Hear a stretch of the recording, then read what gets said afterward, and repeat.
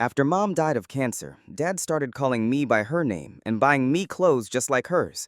On their anniversary, I woke up to him sitting on my bed with roses and their wedding song playing. I locked myself in the bathroom. Then I found out I was pregnant, even though I had never been with anyone. The fertility clinic had security footage showing him carrying my unconscious body inside during the 3 days after Mom's funeral, when I thought I was just grieving. After Mom passed, Dad sat by her hospital bed for 16 hours holding her hand.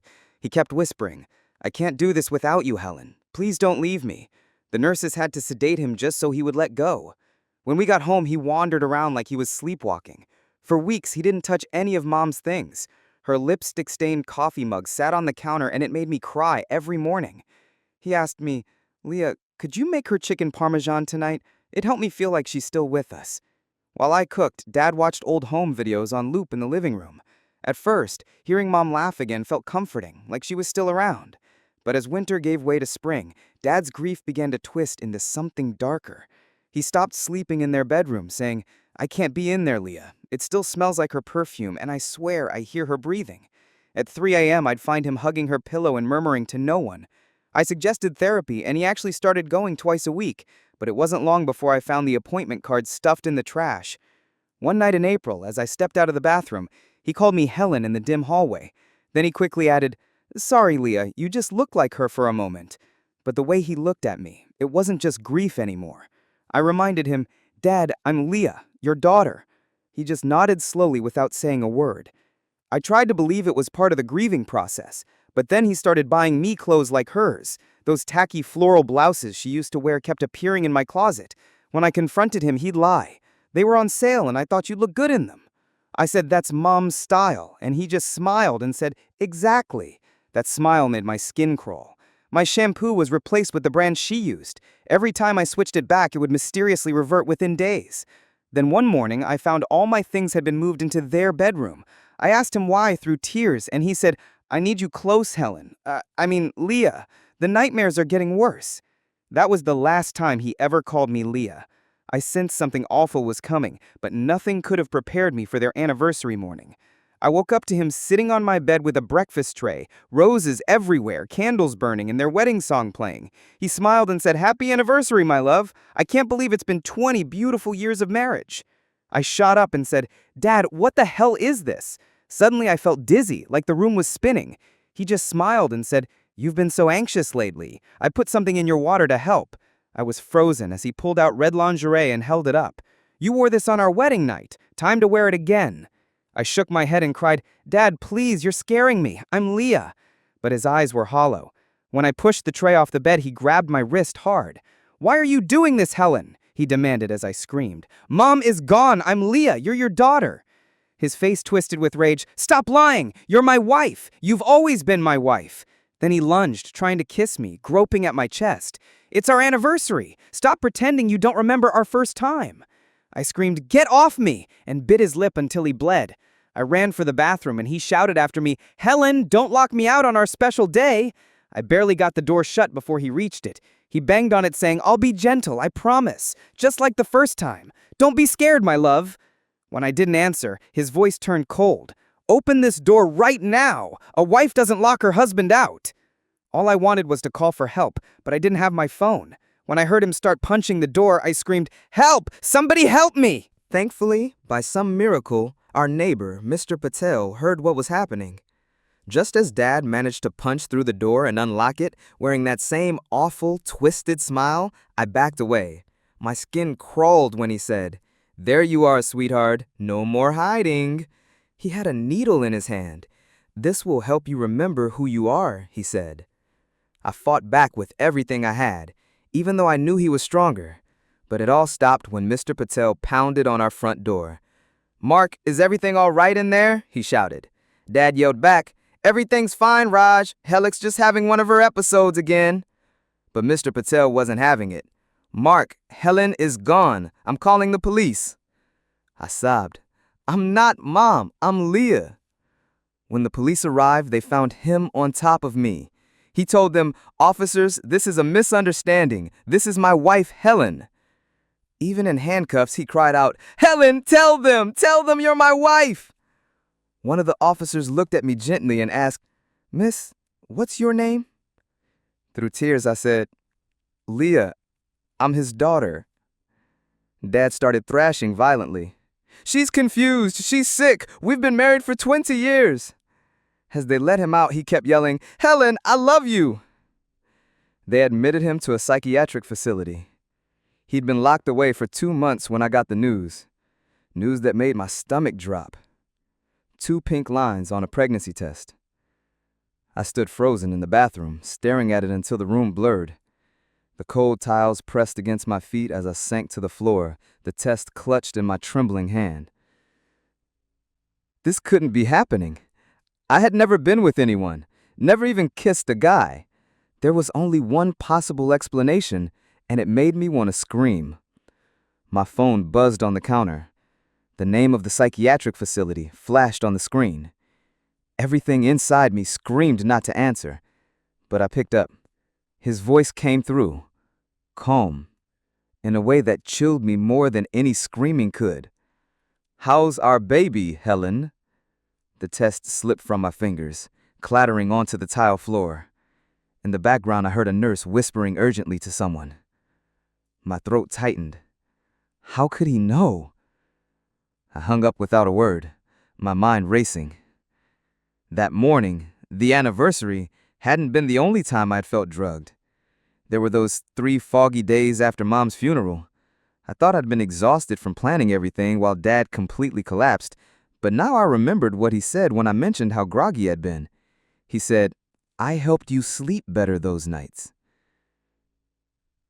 The realization hit like ice water. The strange dreams, the unexplained soreness. The way time seemed to vanish. A knock at the door made me jump. Peeking through the peephole, I saw Mrs. Nguyen from next door, holding a casserole dish. I opened the door, trying to look normal while my entire world unraveled. She smiled gently. I made too much lasagna, sweetheart. Thought you might want some. Then her face grew concerned. You all right? You look pale. I forced a smile and tipped the dish. Just tired. Thank you. Of course. Oh, I've been meaning to mention, during those nights after your mother passed, I saw you out in the garage, sleepwalking, I think, a few times around 2 in the morning. I didn't want to intrude, but I was worried. My hands trembled.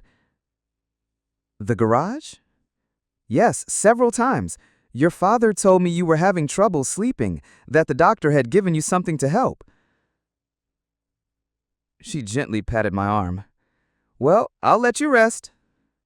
As soon as she left, I ran to the garage. At first, everything looked normal. Pegboards with tools, clean workbench. But something was off. I searched behind boxes, under tarps, anywhere he might have hidden something. Behind an old filing cabinet, I found it. A small camera mounted to the wall, its red light still blinking, recording. The timestamp showed last night's date, but Dad had been locked up for 2 months. My hands trembled as I traced the cable to a laptop hidden under a tarp. I lifted the lid. Dozens of video files filled the screen. I clicked on one dated the week after Mom's funeral. The footage made me gag. Me unconscious in the back seat of Dad's car. The camera showed everything until the crucial moments. Then the footage would glitch, skip, corrupt. File after file. Me unconscious, then static or corrupted segments where the actual violation would have been. Beside the laptop was a worn box. Inside, I found one of his journals. His handwriting, usually meticulous, looked frantic, manic. I flipped through the pages. Entries filled with grief, obsession, madness, until I stopped cold at one passage. Conjugal visits with Helen during her sleeping hours. She's more cooperative when the medication helps her relax, just like on our honeymoon. I photographed page after page of the journal with my phone until the sound of footsteps made me freeze. Aunt Linda stood in the garage doorway, her face unreadable. Leah, what are you doing out here? I quickly shoved the journal behind my back. Just looking for something. She stepped closer, and I noticed something chilling. Her eyes weren't surprised, they were calculating. That's your father's private workspace. You shouldn't be snooping. I live here. I can go wherever I want. Her smile didn't reach her eyes. Of course. I've been visiting your father, every week. He's improving, becoming more like himself again. Her gaze dropped to the journal still peeking from behind me. Is that his journal? No. Don't lie to me, Leah. She reached toward me, but I stepped back. He's making such progress, she said, her voice syrupy. The doctors think he could be released soon if it continues. He attacked me. He thought I was Mom. He was grieving. People do strange things when they lose the one they love. She moved in closer. Give me the journal. It's private. The doorbell rang before I had to answer. I bolted past her, the journal tight in my hand. My best friend, Lonnie, stood on the porch, holding a lunch bag. Lunch date time. I brought that Thai place you love. She paused, seeing my face. Leah, what's wrong? I wanted to tell her everything about the test, the videos, the journal, but the words caught in my throat. How could I explain that my dad's grief spiraled into recreating his wedding night with his teenage daughter? I just had a rough morning, I muttered. Lonnie's eyes narrowed as she glanced over my shoulder. Aunt Linda had followed me and was standing calmly near the garage door. Everything all right? Lonnie asked, loud enough for her to hear. Fine, Aunt Linda replied smoothly. Just checking on my niece. See you at Sunday dinner, Leah. Once she was gone, Lonnie pulled me inside and shut the door. Okay, spill. You look like you've seen a ghost. I opened my mouth, but nothing came out. The pregnancy test was lying on the bathroom floor. The journal burned in my hands. I found some stuff of my dad's, really disturbing stuff. What kind of stuff? I opened the journal to one page and showed her. Lonnie's face turned white. Oh my God, Leah. This is... I know. I flipped through more pages until something slipped out. Medical receipts. Fertility drugs ordered online. Dated 2 months before Mom died. My signature was forged on them. He was planning this. While Mom was dying, he was planning to... Lonnie grabbed my shoulders. We need to call the police. This is evidence of... No. The word came out sharper than I intended. Not yet. I need to understand what happened first. My phone rang. Dr. Adler, Dad's psychiatrist. I let it go to voicemail, but he called again immediately. Leah, this is Dr. Adler. Your father is making tremendous progress. He's been asking if he can apologize to you. I believe a visit would be therapeutic for both of you. I don't think that's a good idea, I said coldly. He's genuinely remorseful. The medication has helped him reconnect with reality. He knows now that you're his daughter, not Helen. The fertility drug receipt crinkled in my hand. I'll think about it. Wonderful. Oh, and Leah, your aunt mentioned you've been under a lot of stress. If you need to talk. I hung up. Lonnie stared at me. You're not actually considering seeing him. No, but something's not right. How did he know? I couldn't say it. Couldn't say pregnant. How is he still controlling things from in there? We spent the next hour going through the journal and the receipts. Every page was worse than the last. Substance names, dosages, monitoring plans, details about the security cameras he installed to track Helen's recovery. Leah, she said, her voice low, we need help. This is too much for just us. She was right. But who could I trust? Aunt Linda was clearly on his side. Dr. Adler had bought into his act. The police had been useless before. Let me think, I told her. I have to be smart about this. Lonnie reluctantly agreed and left. I sat alone in my room, surrounded by evidence. The pregnancy test, hidden in my drawer, seemed to hum with its own sickening energy. I needed answers. One of the fertility clinic receipts had an address. Tomorrow I'd go there. Maybe they had records, security footage, something that proved what my father did during those missing days. Then my phone buzzed with a text from an unknown number. I opened it, and my blood turned to ice. A photo of me, unconscious, from one of the corrupted video files. Unconscious, vulnerable, and a message. Such beautiful memories of our time together. Can't wait to make more. Your loving husband. The phone slipped from my numb fingers. Somehow, even locked away, Dad was still watching, still reaching, still convinced I was Mom. I grabbed the journal and the receipts, shoving them into a bag. Whatever happened next, I had to protect this evidence. Something told me Dad's excellent progress was just another performance. And if Aunt Linda had her way, he'd be coming home soon. The next morning, I drove to the fertility clinic with Lonnie riding shotgun. My hands gripped the steering wheel so tight my knuckles turned white.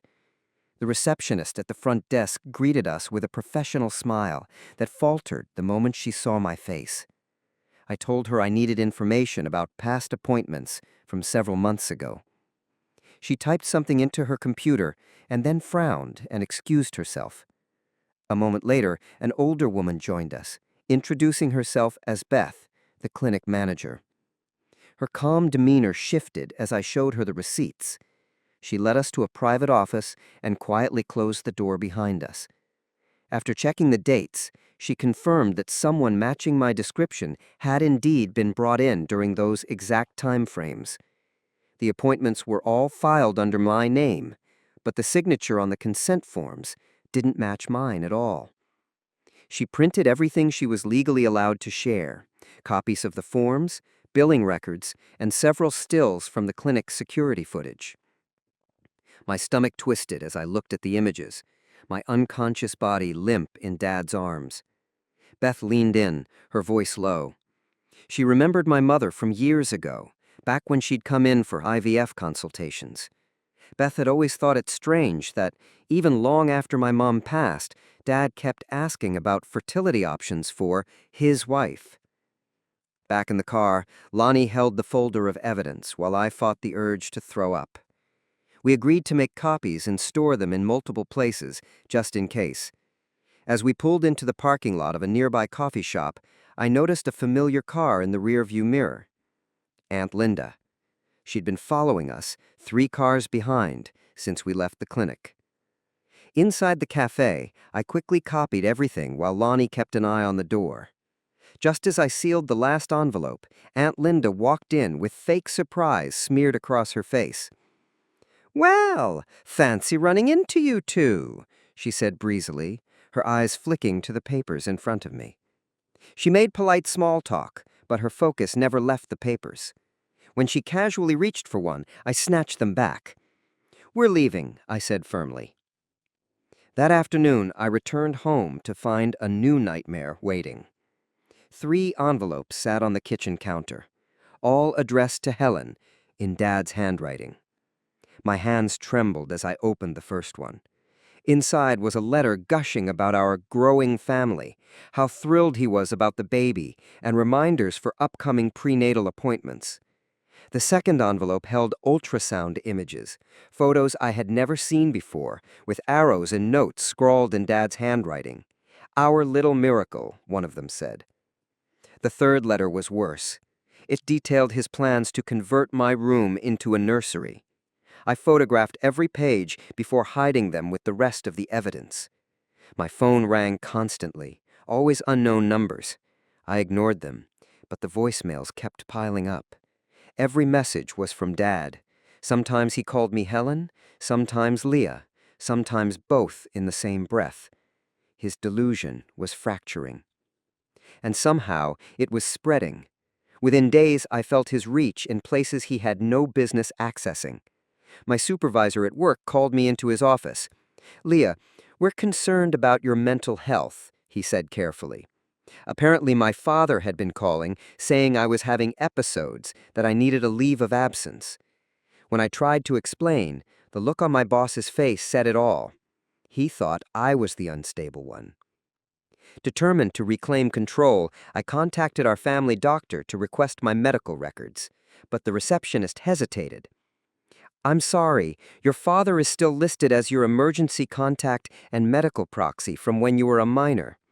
I stared at her in disbelief. I'm 22. I understand, but unless he's removed legally, we can't release your files without his consent. The change requires a psychiatric evaluation showing you're competent to make your own medical decisions. He had left me no escape. Desperate, I booked a session with a therapist Lonnie found online, someone supposedly unaffiliated with our family. Dr. Rivera seemed kind at first. She listened, nodding as I recounted everything. But when I mentioned Dad's name, her entire demeanor shifted. She slowly set her pen down. Then she told me she was related to him. His cousin. I scanned the office. Sure enough, family photos I hadn't noticed before. Picnics, birthdays, smiling faces. You've been through a lot, Leah. Grief can cause confusion. Sometimes we project our pain on people close to us. She offered me a prescription for anti-anxiety medication. I left Dr. Rivera's office feeling more trapped than ever. That night, I couldn't sleep. Every creak in the house sent a jolt through me.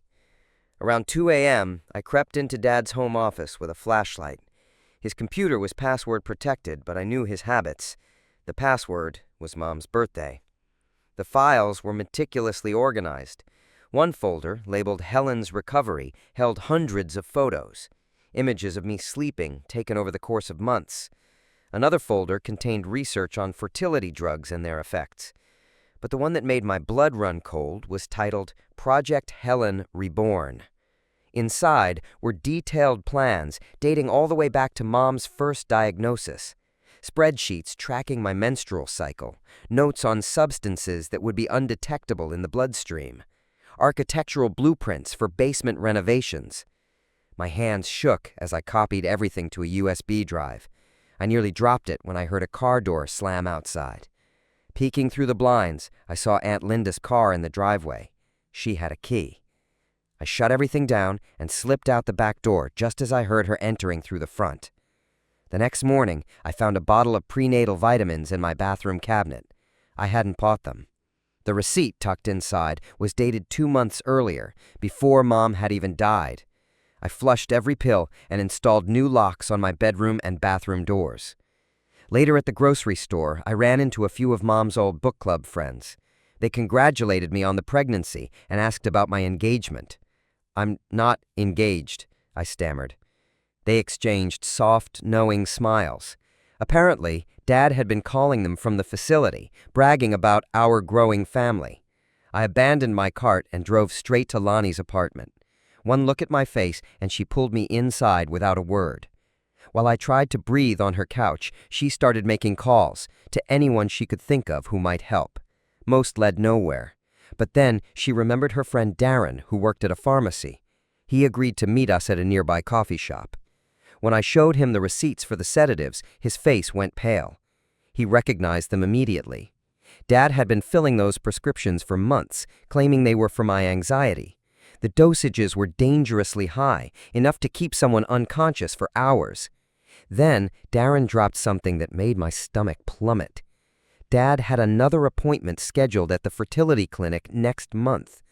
The note in their system read, "Continuing treatment for wife's fertility challenges." Darren printed what records he could access and promised to keep an eye out for any new activity. "The way Leah's dad planned this while her mom was dying," Lonnie said later, pacing. "That's monstrous.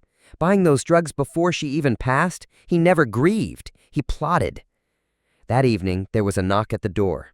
My younger cousin, Sophie, stood there holding a package. "Aunt Linda asked me to drop this off," she said brightly. I thanked her, but pulled her gently aside. "Sophie, be careful around Aunt Linda." She looked confused. "Just trust me," I said. "Never be alone with her." Inside the package were maternity clothes, all in Mom's size and style. The gift tag read, "For our growing family, love, your devoted husband." I spent the next hour backing up all the evidence to cloud storage. I created multiple accounts under fake names and encrypted everything. As the files uploaded, I noticed my laptop running slower than usual. A quick check revealed monitoring software had been installed. The installation date matched the day Aunt Linda borrowed my laptop to check her email. I performed a factory reset, started over from scratch, but the damage had already been done. Who knew what she'd accessed? My banking info, my emails, my search history? All of it, possibly in their hands now. The next day, I took everything to the police. The sergeant barely glanced at the documents. "Restraining orders don't apply to patients in institutions," he said flatly. "They're already confined." I showed him the letters, the voicemails, the maternity package, proof of ongoing harassment. He shrugged. "Might be time to change your number." That was the best the system had to offer. That night, I met with Darren and Beth at Lonnie's apartment. Beth, who had risked her job helping me at the clinic, had lost a close friend to a similar situation. Darren's sister had been stalked by her ex even after he was locked up. We weren't alone in this. But that only made it worse. How many others were trapped like this? We set up a basic communication system, code words for different emergencies, scheduled check-ins, and designated safe places. It felt like preparing for battle, but what choice did we have? Digging deeper into Dad's files on his work computer, I found even more terrifying details behind his delusions. The folder labeled Project Helen Reborn went far deeper than I had initially seen. They were encrypted documents, ones that took hours to decode. What they revealed made it clear he'd completely broken from reality. He truly believed Mom wasn't gone. He believed she had been reborn through me, and that getting me pregnant would complete her resurrection. One file made me bolt for the bathroom, dry heaving into the sink. It included obsessive notes about Mom's appearance at my age, about how much I resembled her. He wrote that he'd noticed this when I was just 14. The planning stretched back for years. He'd been waiting. Mom's cancer had been the opportunity he was waiting for. Then Dad's childhood friend Nolan reached out, after hearing whispers of what was going on, from Mr. Patel, our neighbor. We met over coffee, and he shared something that suddenly made everything click into place. Dad's mother had died giving birth to him. He'd been raised by his grandmother, who, according to Nolan, told him for years that he had killed his mother by being born. That trauma had warped his mind. His whole understanding of women, death, and rebirth had been shaped by that guilt.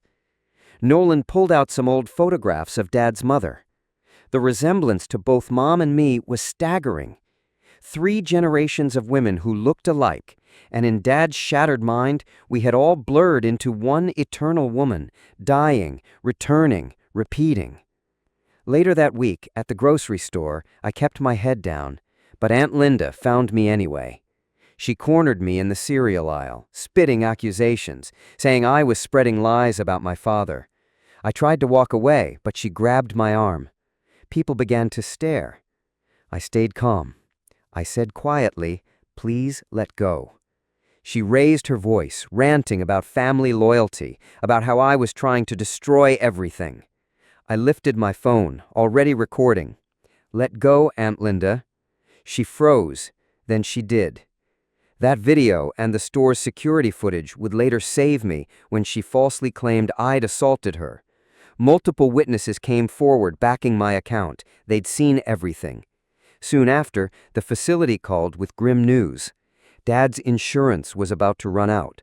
30 days left. After that, he would either be transferred to an overcrowded state hospital or released. The social worker's hesitant tone told me which one was more likely. Budget cuts, no beds, he'd be released. With outpatient conditions, he'd never follow. That same day, I got a call from Rosa, one of the cleaning staff at the facility. She'd gotten my number from the visitor log. "I thought you should know," she said, in a hushed voice. "He hasn't been taking his meds. He's been saving them, hiding them under his mattress. He's planning something, I'm sure of it." She said she'd reported it, but nothing had been done. That Sunday, I went to dinner at Aunt Linda's house. I kept my distance, watched everything. And then, while passing the potatoes, she called me Helen. She corrected herself immediately, but Uncle Darren noticed. His eyes flicked between us, confusion settling into his expression. It was the first crack in his blind loyalty to his wife. Then Dad's lawyer contacted me. He wanted to arrange a reconciliation meeting, a remorseful father, a tearful apology, a promise to heal. He even mentioned the inheritance, life insurance policies I had never known existed, a substantial amount. All I had to do was agree to supervised visits. I hung up. The next evening, Uncle Darren came to my apartment. He looked like he hadn't slept in days. He said, "I was going through our tax paperwork. I found something." He pulled out a weathered notebook, Linda's journal. She'd been visiting Dad far more than she had ever told anyone, sometimes every day. The entries were haunting. She'd started adopting his beliefs. She wrote about how maybe Helen wasn't gone after all. Maybe she had come back through Leah. We agreed he would pretend everything was fine, keep an eye on her from the inside. But I could tell it shattered something in him. He'd been living with someone who'd lost her grip on reality. Mr. Patel's journal turned out to be a lifeline. He'd kept it since Mom's death, at first just noting odd behavior, thinking he was helping a grieving neighbor. But the entries formed a pattern. Dad bringing in contractors to modify the basement during my blackouts, deliveries of medical equipment, garage lights flicking on in the dead of night when I thought I was asleep in bed. The most horrifying entry described seeing Dad carry me to the car multiple times, always limp, always unconscious. Mr. Patel had assumed I was just sick with grief, that Dad was taking me to the hospital. He never imagined the truth. Following the lead on the contractors, I tracked down the company Dad had hired. One of the workers, a guy named Luis, remembered the job right away. Dad had asked for a full basement renovation into what looked like a medical suite. He said it was for his sick wife, Luis told me. Seemed odd, since everyone knew Helen had passed. But hey, we don't ask questions. The money was good. I convinced him to let me see the original work order. Reading the specs made my stomach churn. Medical-grade ventilation, reinforced soundproof walls, multiple electrical ports for equipment, and a refrigeration unit. Everything you'd need to run a private clinic, or something worse. That night, I broke into my own basement. I hadn't stepped down there since moving back in. I told myself it was grief, avoidance, but now I knew better. Behind a wall that looked like ordinary shelving, I found a hidden door. My hands trembled as I pulled it open.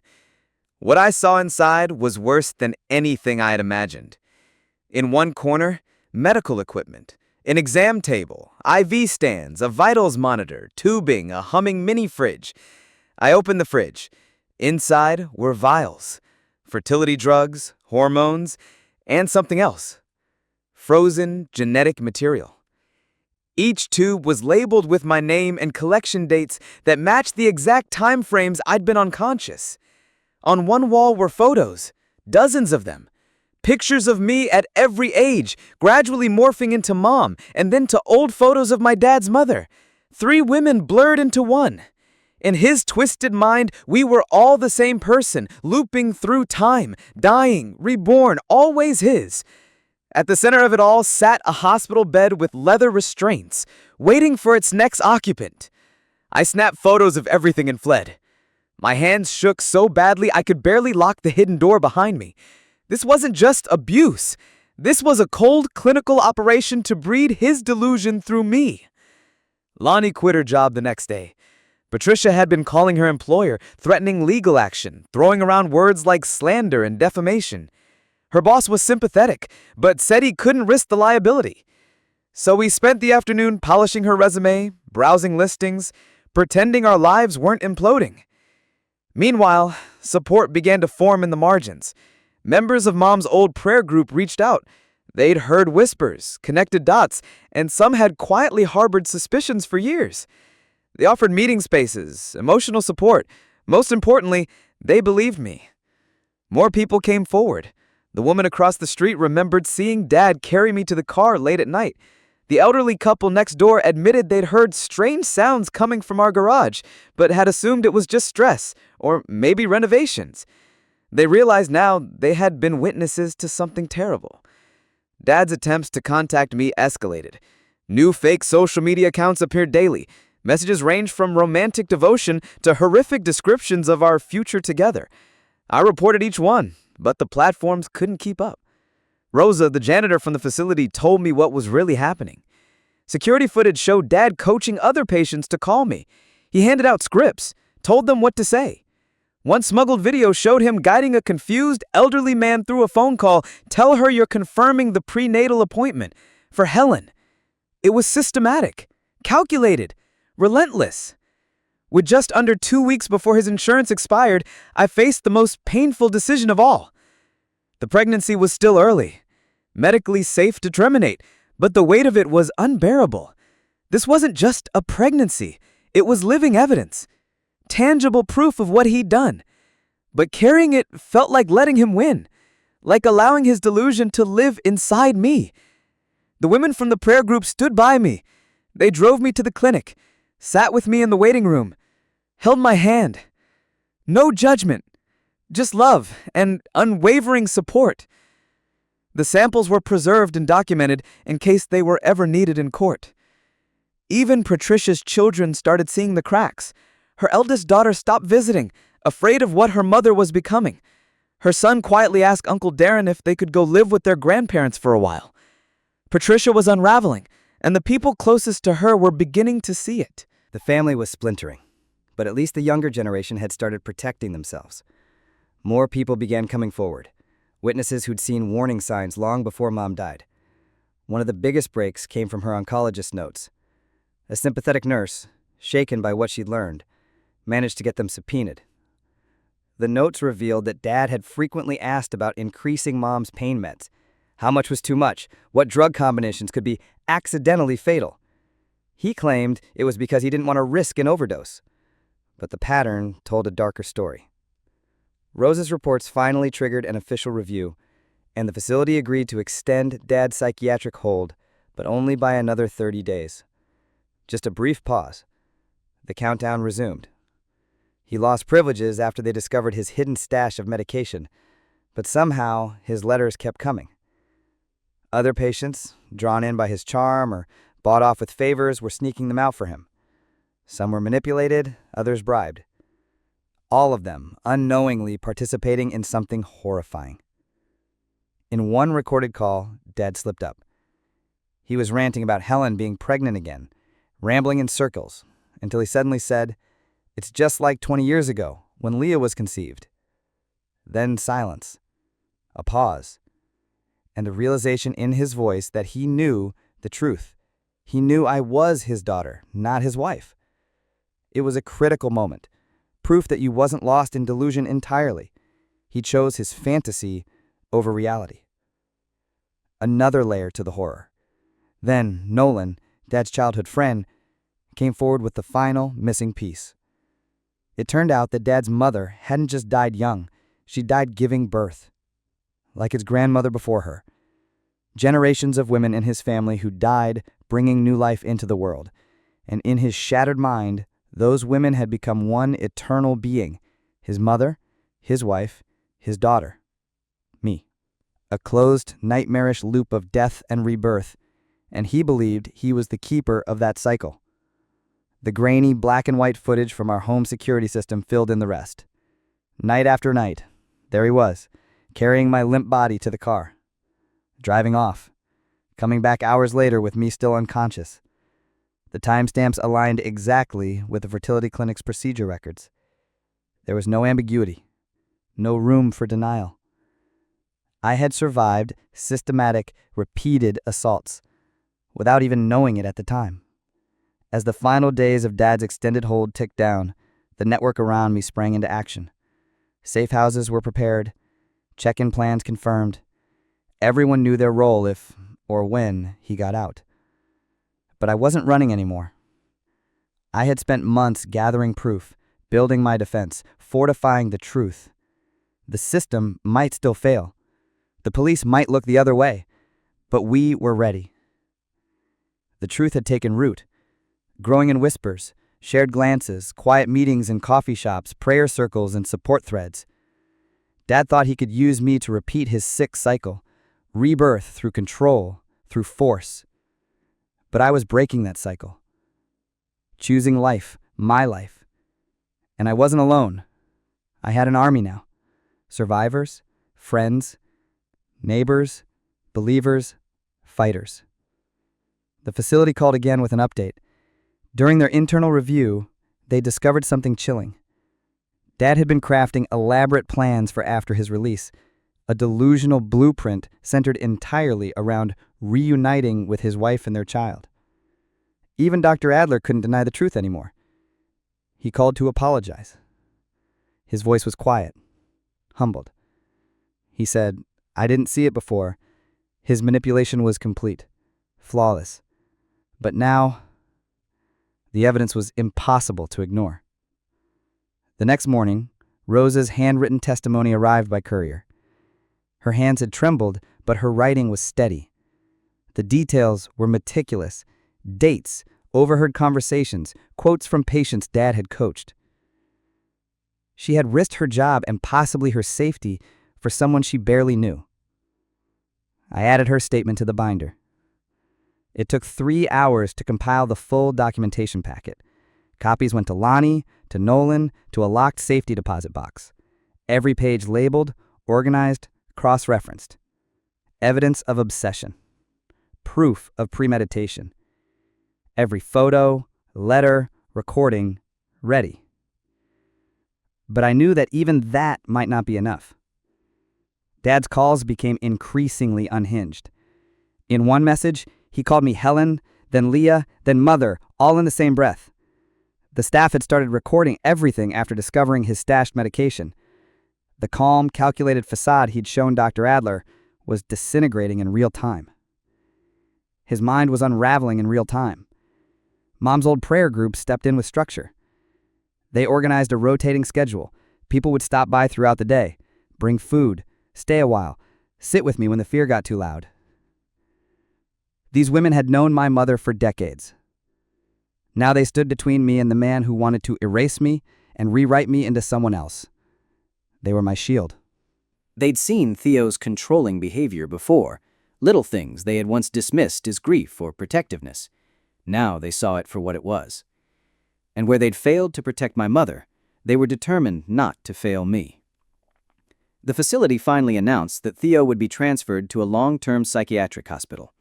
His insurance had approved it, thanks to the overwhelming new evidence of his deterioration. Relief hit me like a wave, until I heard the details. The transfer was scheduled for 3 days later, a citywide transport. So many variables, so many chances for something to go wrong. Linda's behavior spiraled. She started showing up at strange hours, peering through windows, leaving voicemails that rambled about loyalty and destiny and our family's bond. Her tone swung between manic and mournful. Uncle Darren had moved out by then, taking the kids to stay with his parents. He called me daily, giving updates on Linda's increasingly erratic behavior. He logged everything, times, places, statements, carefully and quietly. Meanwhile, I spent hours at the bank, changing every account she or Theo could have ever touched. The branch manager was patient as I explained, helping me sort through endless forms and policies. New accounts, new passwords, new safety measures. Each click felt like reclaiming a stolen piece of my life. Transfer day arrived with cold, unseasonal rain. I stayed home, doors locked, phone gripped in my hand. Lana came over to wait with me. We pulled up traffic maps and tracked the facility transport van in real time, watching it inch across the city. Every red light made my heart pound, every stop a threat. The call came at 2:47 p.m., but it wasn't from the facility. It was from Linda. Her voice was breathless, giddy. She told me Theo had convinced her to help him during a bathroom stop. She'd distracted the staff, he'd slipped out. They were together now, she said, coming to reunite our family. I hung up and immediately started dialing. The police, the facility, my entire support network. Within minutes, Mr. Patel was at my door with his son. Nolan showed up with 2 of his brothers. Mom's prayer group arrived en masse, a silent army of protective grandmothers with purses and thermoses and fierce love. My house became a fortress, packed with neighbors and friends, every one of them ready. The police said they were searching, but we all knew he would come here. Because this house wasn't just a building. This house was where his delusion lived. As dusk turned to night, we waited. Someone made coffee. Someone else ordered pizza that no one touched. We rotated window duty, checked the locks again and again. The rain stopped. Silence fell. No traffic, no movement. The stillness was heavier than the storm. At 11:15 p.m., a car pulled up across the street. Linda's. I recognized it instantly. Two silhouettes sat inside, unmoving, just watching. They sat there for 20 minutes, observing, counting the cars, measuring the threat. Then, Linda got out. She approached the front door like it was any other Sunday dinner visit, knocked in that familiar rhythm. No one moved. She tried her key. It didn't work. I'd changed all the locks. She knocked harder, then called my name, mixing it with Helen the way Theo did, a name that didn't belong to her anymore. Mr. Patel opened the door, but kept the chain latched. She tried to shove past him. "I need to see Leah," she barked. Behind her, Theo stepped out of the car. He had lost weight. His hospital scrubs hung off him, but his eyes were disturbingly sharp, alive, focused, terrifyingly clear. He walked slowly toward the house, like a man approaching something sacred. Linda stepped aside to let him through. He stopped at the door, looked straight past Mr. Patel, searching. "I just want to see her," he said, voice calm. "There's been a misunderstanding. I'm better now. I just want to see my wife, my child." I didn't move from the living room. I didn't speak. But through the entryway, I could see him, his face pressed forward, trying to find me in the shadows. He called my name. Leah. Not Helen. He said he understood now. The medication had helped. He knew I was his daughter. He just wanted to talk, to make things right. The police arrived mid-sentence. 3 cars, lights flashing. Theo didn't flinch. He didn't run. He raised his hands, moved slowly, compliant, calm. Linda started screaming. Something about persecution, about blood and loyalty, about love. The officers ignored her, focused on him. He let them cuff him, even smiled. But as they led him toward the car, he turned back. Our eyes met through the gap in the door. And for one instant, the mask slipped. The truth, the madness, burned through. He mouthed one word. Soon. They took Linda, too. An accomplice, an enabler. She fought them, flailing, shouting about devotion and destiny and what family really meant. But she was outnumbered, and I was surrounded by people who wouldn't let them take me again. The neighbors came out to watch. A few stood on porches, others filmed with their phones. Within hours, word had spread through the entire neighborhood. Everyone knew. But for once, the whispers weren't lies spun by Theo. They were the truth. The facility faced severe consequences for the security failure. Internal audits were launched, protocols were rewritten, and Rosa, whose warnings had been ignored, was promoted to head of security. She called to apologize for not stopping the escape. I told her she had nothing to apologize for. Her documentation had saved my life. 3 days later, Theo confessed. Not in a sterile interrogation room, but at my mother's grave. He'd convinced a guard to let him visit one last time. Standing at her headstone, he spoke like she was still there.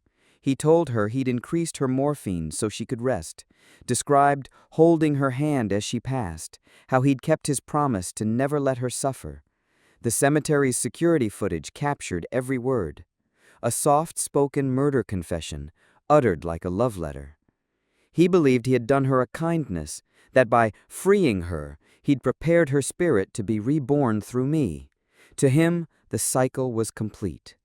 Linda heard the confession from her holding cell, and something finally snapped. She realized she hadn't been helping a grieving widower, she'd been enabling a killer. Her written statement to police was exhaustive. She detailed every visit, every plan, every twisted belief she'd entertained. Her grief over losing her sister had pulled her into Theo's fantasy until it became her own. But now she was done pretending.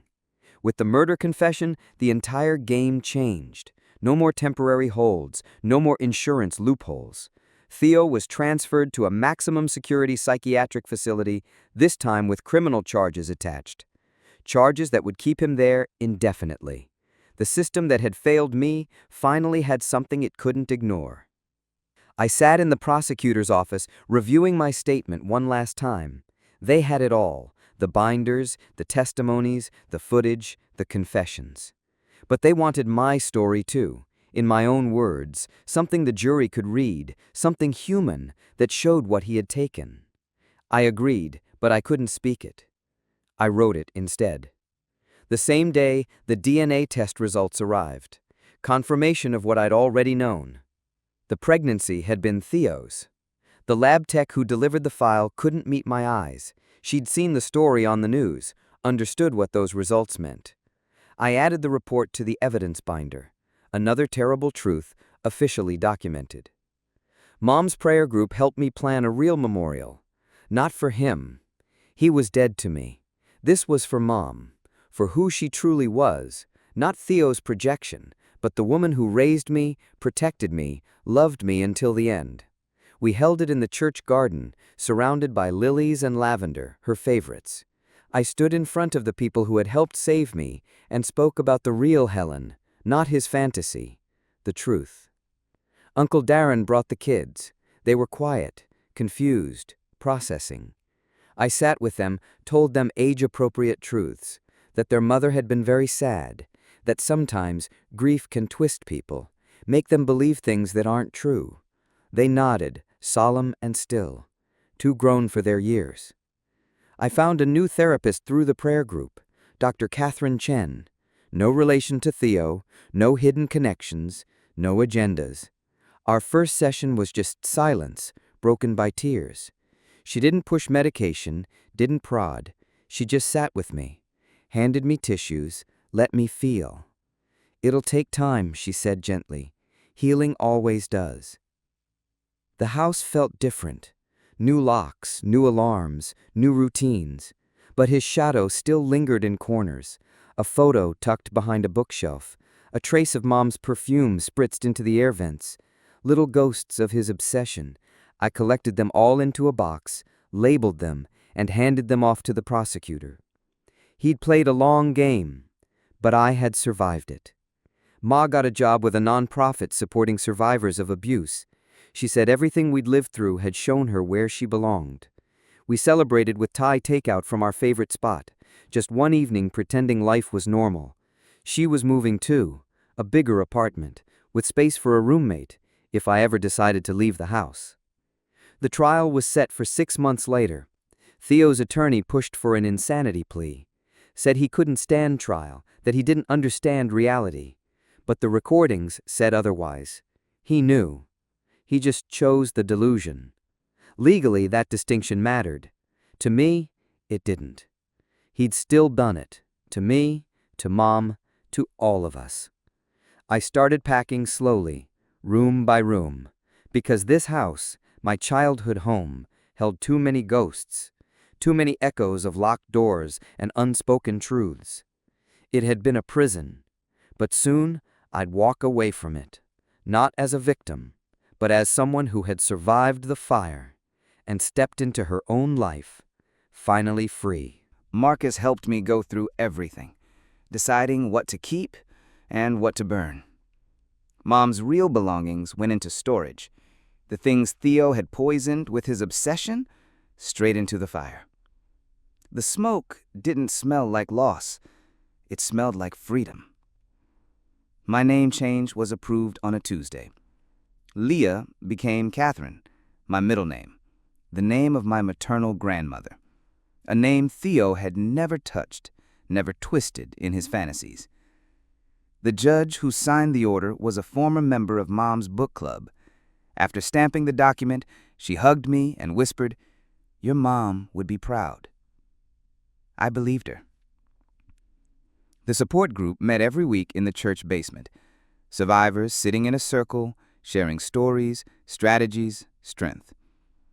At first, I just listened, humbled, quiet, overwhelmed by how many stories mirrored mine. So many people destroyed by those who claim to love them. So many safety nets full of holes. Moving day arrived with the season's first snow. Lonnie had found us a perfect apartment across town. Secure building, a doorman, and best of all, no ghosts. My support network came through like family, loading boxes, cleaning rooms, taping up memories. By evening, my childhood home was empty. I left the keys with the realtor and didn't look back. The new apartment smelled like fresh paint and open skies. We sat on the floor eating Chinese food out of paper cartons, boxes stacked around us. I laughed, really laughed, for the first time in months. For once, I wasn't just surrounded by safety. I felt safe. Theo couldn't reach me here. His delusions had no hold on this place, this body, this life. I started the job search slowly, dipping a toe into normalcy. The nonprofit where Lonnie worked had an opening in admin. It wasn't glamorous, but it was steady, purposeful. During the interview, I explained the gap in my resume. They didn't flinch.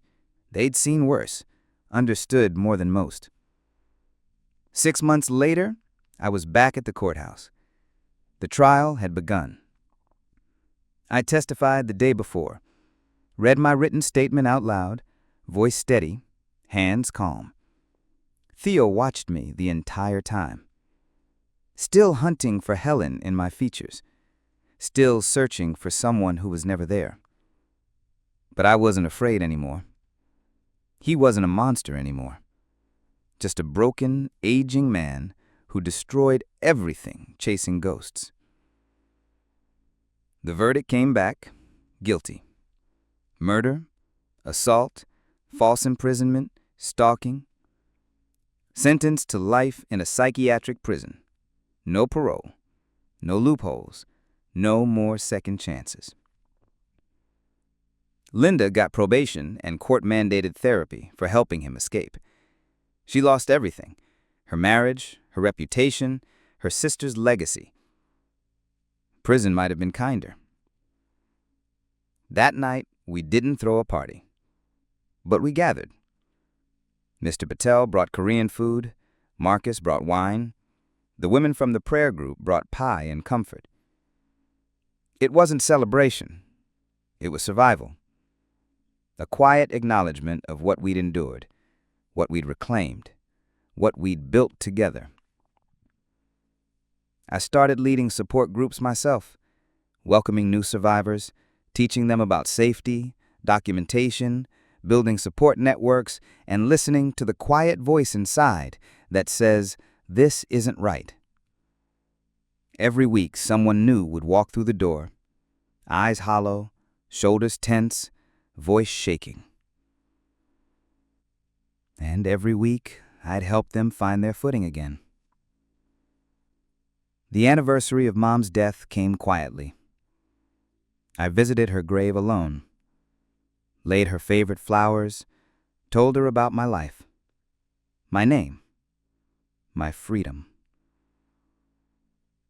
I told her I was Catherine now, not Leah, the girl Theo tried to reshape into a fantasy, not Helen, the ghost he could never chase. Just Catherine, whole, free, surrounded by a chosen family who saw me as me.